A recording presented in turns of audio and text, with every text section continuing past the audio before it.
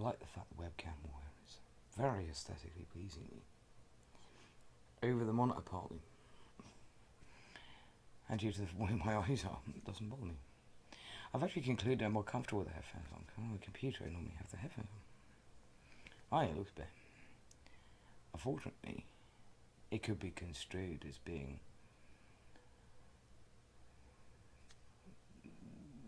lame, because I actually need them. I only had them on because I was reviewing my settings on my big black dick. Well, is that a dick or a butt plug? I don't know. Kind of looks a bit like a spaceship. It's the Yeti mic. I'm not going to pick it up because it will make an absolutely rancid clunking noise on that. But it's a blue Yeti. And yes, the mic caps, it has several ones, so it does stereo, carotid, garroted, whatever that one is. All sorts.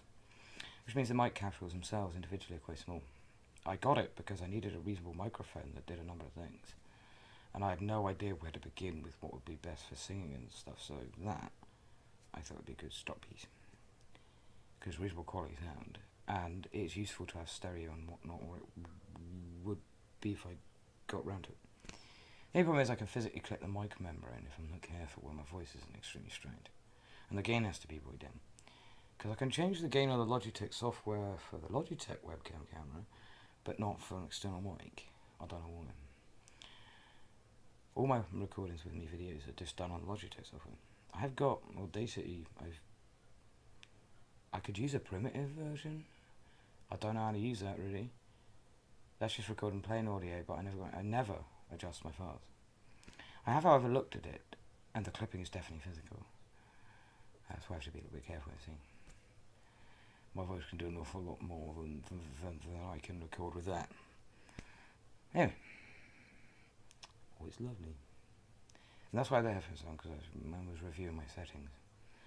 Voice is sustained, so the worst damage is ever sustained to it. May not recover fully, but I care very much about my voice. Modan's Modan, not tantrum. And if I need to use my voice for clearing door activity, as I put in a file in the last start, because it's important, then it has to be done. There's no two ways about it, and it's a very effective method. Very effective method, and to be honest, when I'm stressed about it, I don't exactly have much choice. It would be very good having a voice if I wasn't myself, and saying to do things with it. Oh, I have a serious mental illness. I admit I'm mad. But I have capacity, full capacity. And, well, there's a difference between being mad, mentally ill, and being insane. But I'm not going to go into that now. There's not much point having a voice about myself and insane. And if I let that stuff surface, if I let it, it'd be worse than gone. Before that happens, I'd be taking the high-speed train on a high place or hard surface. It really depends on which. Timing, it will probably recover. I got me supplements. Me joint supplements went through to me. Now, actually, magic potion, which I'm going to try and go on to in a minute. Well, it's not actually magic. It is green. It's slightly iridescent because of the branched chain amino acids. It's green from the grass whatnot powder that helps on mix, and it's crystally gritty with the creatine, and it's got that sharp twinkle stab of N-acetylcysteine, vitamin C, and yeah, but it's actually magic. It's just simple nutrients.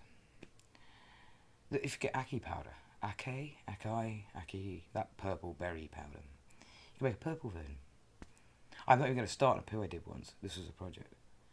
It wasn't as neat as I wanted, but lots of beetroot and ackee with specific pale foods, and then lots of grass powder, and then back, and the borders were a bit blurred, and there were only a few bands, but I managed to do a poo that went purple, green, purple, green.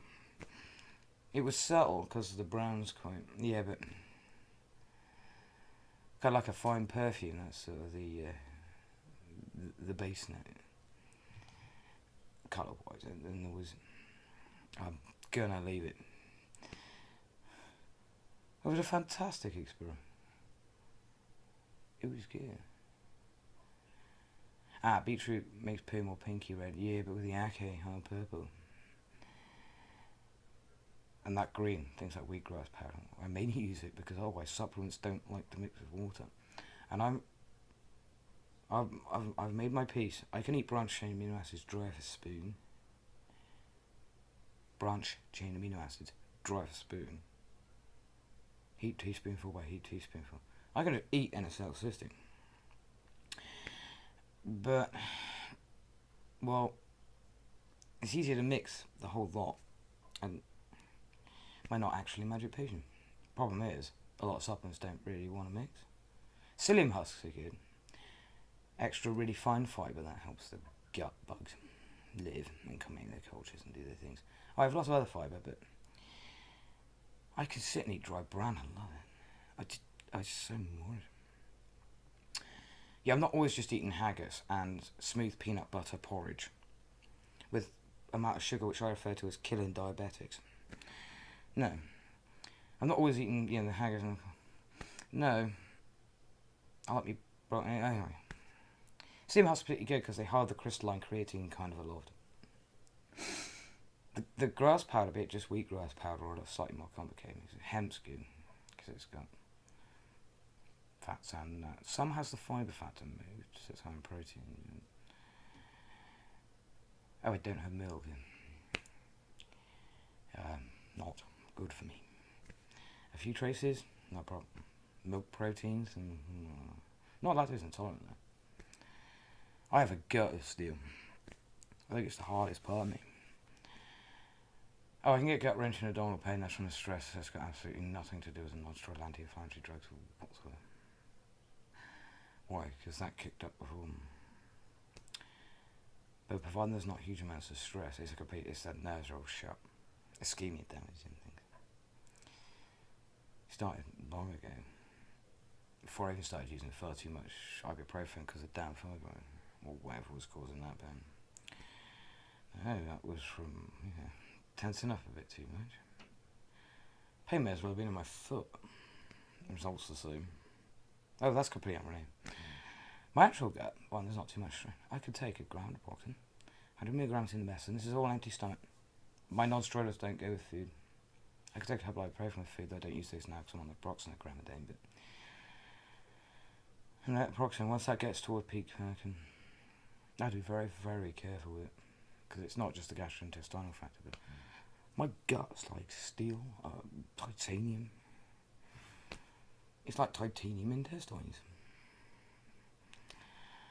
I don't doubt that if I got a bullet in the gut, which I was wondering if would happen when I lived in an area, a few areas in Britain where people do use things like that. I won't be surprised if, despite my titanium intestines, I'd end up with like a colostomy or ileostomy. Which would be annoying, but I suppose it'd be good if the rest of me was still kind of there, or some of it.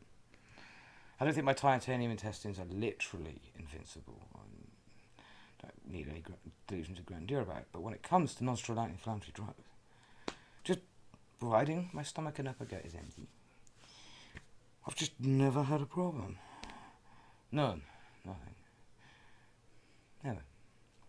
There's a point. Oh, why did the medically induced artificially useful openings come up?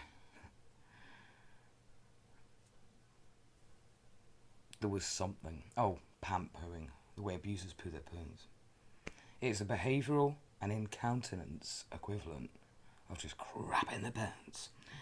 And something came up, which I was going to use to demonstrate that thing, where even if you give people mean well, they could just never understand. Because I can lay into abusers for just behaviourally shitting their pants.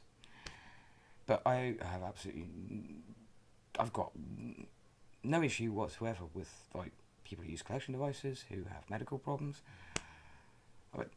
I know what happens when someone has an epileptic fit. I'm not attacking those people.